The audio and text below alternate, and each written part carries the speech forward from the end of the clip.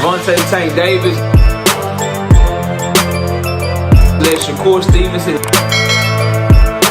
Devin Haney know y'all ain't built like that, bro.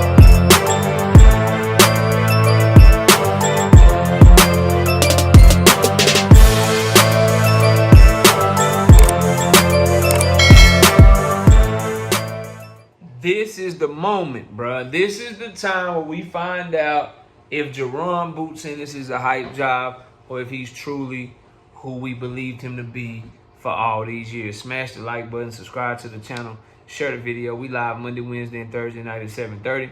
Also live Sunday mornings with the Singing OG, KQKC Boxing Network.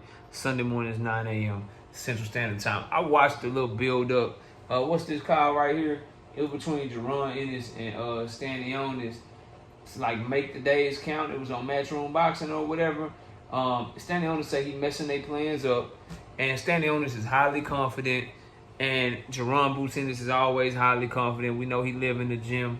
He's working his tail off. And I just want to say, bro, like, I'm guilty of this too. We talk about Jaron Boots Ennis and Brian Norman Jr. a lot. We've tied Jaron Boots Ennis' name to Terrence Bud Crawford.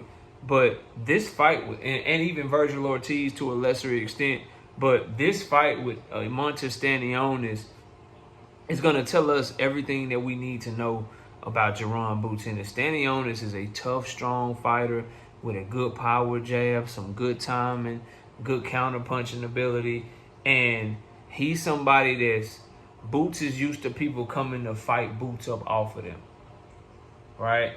Or when they try to come to him, you know they don't have the skills from the jump like Ruben Villa. But Boots is used to dudes just trying to be in there and try to fight him up off of them. Even Karen in their last fight, he fought better, but Karen was really just trying to show that he wasn't no bitch. You know, he bitched up in the first fight, ran around a bunch in the first fight, and then in the second fight, he was just there to show, I ain't no punk bitch.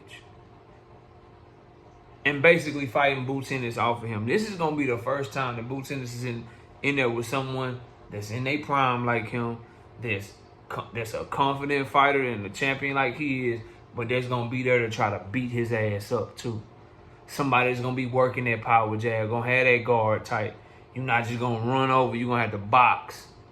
Somebody that you can't just be in there getting worn out on, taking punches from. Somebody you got to be switched on against, bro.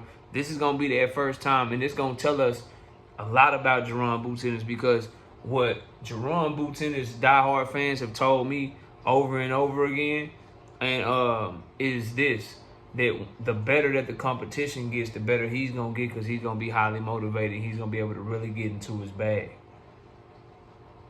He's going to have to. He gonna have to jab this dude. He gonna have to walk him around the ring, walk him in the shots. He gonna have to soften him up to the body first if he want to get the stoppage later on in the fight. This ain't, you ain't finna just run over Stanionis. Now, if he do, and he just decide from the jump to go high guard to high guard and meet fire with fire and fight on the inside with Stanionis and then do him dirty, then Boots is something that probably need to be studied. But we're not giving Jaron Boots Ennis the motivation excuse in this one. He got that shit like 3 fights in a row, bro. Oh, he wasn't motivated to fight Karen. Oh, David Avenesian, he just fought David Avenesian, stay busy, so he took some punishment or whatever while he was beating David Avenesian ass up. But he wasn't motivated for that fight. Oh, he didn't really want the second Karen Shushan fight. He didn't want that second fight. So he wasn't motivated for that, and so they had to do with the performance. Well, we got to finally throw that out the window for 2 reasons. Number one, you supposed to be motivated every time you step in the ring. It's the same shit I say about Tank Davis. If you need another month to get you motivated, bro, you're in the wrong line of work. You could die in that ring. You need to be motivated every time to put out your best, right? Secondly, though, when you consider the fact that he's been talking about how he wants undisputed, he wants undisputed, he wants undisputed, well, this is the first step towards that, because you're fighting another champion. You're unifying for the first time, right? They're putting the lineal title on the line for you. I believe they're also putting the Ring Magazine belt on the line for you. So this is a huge deal, bro. If you can't get motivated for this one, If you can't bring them out for this one, then bro, you just ain't. It's just something within you that you just not gonna be motivated for. And that's just the God's honest truth. So for me, I can't wait to see how Boots responds to this. The fight is in a week and a half now. I can't wait to see what type of performance he puts on. Make no mistake about it. They got Stanionis a minus 700 underdog, plus 400 underdog. Boots is a minus 700 favorite. I think those odds are way too far apart. I think this is one of those ones where it should be like Boots a minus 350 favorite.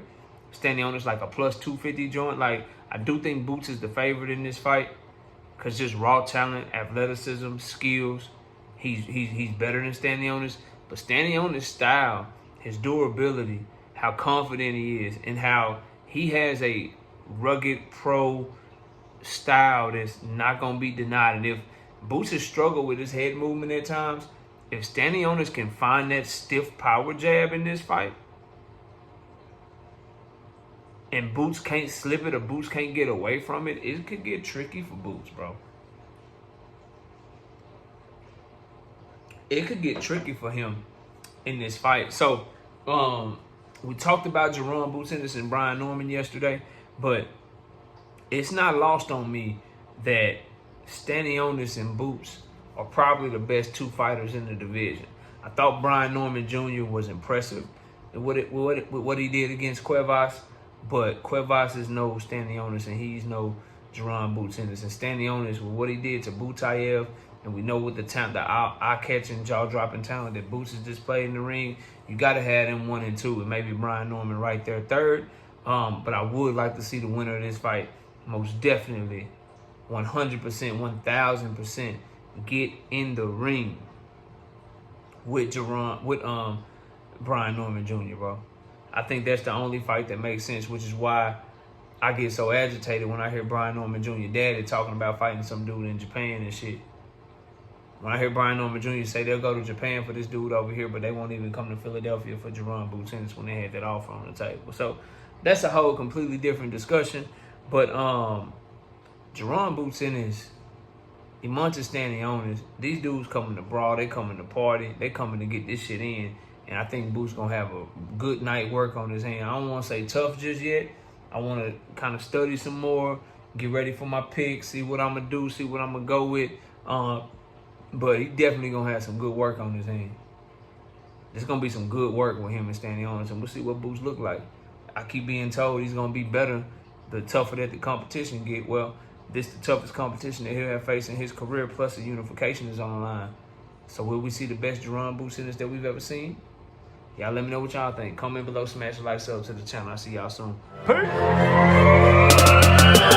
Gervonta Tank Davis. Let Shakur Stevenson. Devin Haney know y'all ain't built like that, bro.